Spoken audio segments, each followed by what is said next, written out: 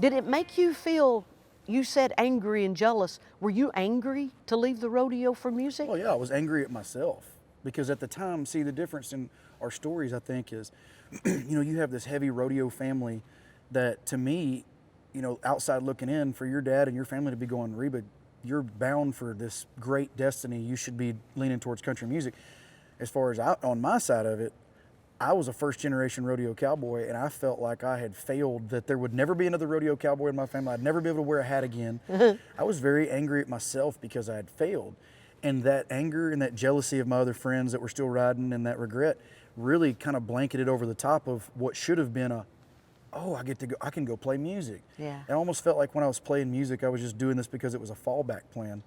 And that's a really bad outlook. That's just a bad perspective on life, period. On that note, for me, I went to a bull riding and saw what I wanted to be and entered in high school rodeo and really didn't have a lot of guidance, really didn't have a lot of people helping me or showing me how to do stuff. So it's a little different for me. What was your first memories of rodeo? Because they had to be from like a pretty young age, right? Oh yeah, little bitty. I mean, when Daddy rodeoed, when Mama and us 4 kids got to go with her, I mean, we piled in and took off to Cheyenne and didn't get to go to Pendleton because Pendleton was in September when we all had to go back to school. But Cheyenne Frontier Days was a big one for us, and the steer opens, and mostly in the West and the Northwest.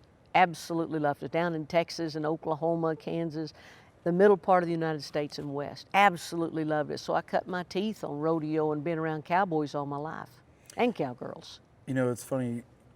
I was thinking about, not rodeoing and the transition. It's funny how different, how paralleled our lives are, and how different our stories are at the same time. Right. Because for me, I think that the failure and the anger that I had is what gave me the drive to, like, whenever I decided to play music, it's like, well, I'm not going to screw this one up. You know what I mean? I don't know that I would have had that same, throw it all in together and bet it all on red. This is it for music. I don't know if I'd have had that outlook on it if I hadn't failed at rodeo. And that's what you brought from rodeo over into this. I brought from rodeo into this determination, a work ethic. You too.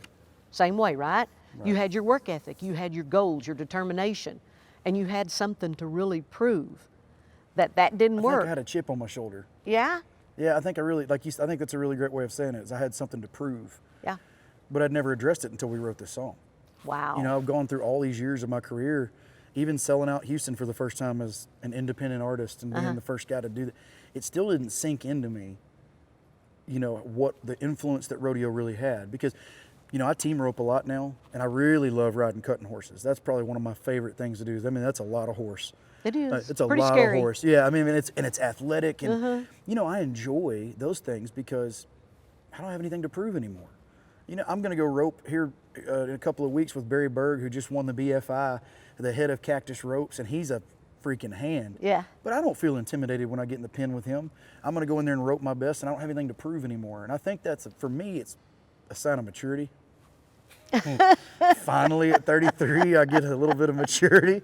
But I don't have anything to prove anymore. And I think that peace is like, now I just get to go have fun. Because when I was rodeoing, it was all about pressure. Like, I got to be good enough, and I got to keep up with all my buddies. And I just don't feel that way anymore. I don't feel like I have anything to prove. Dear rodeo, I'd like to say that I took the reins and rode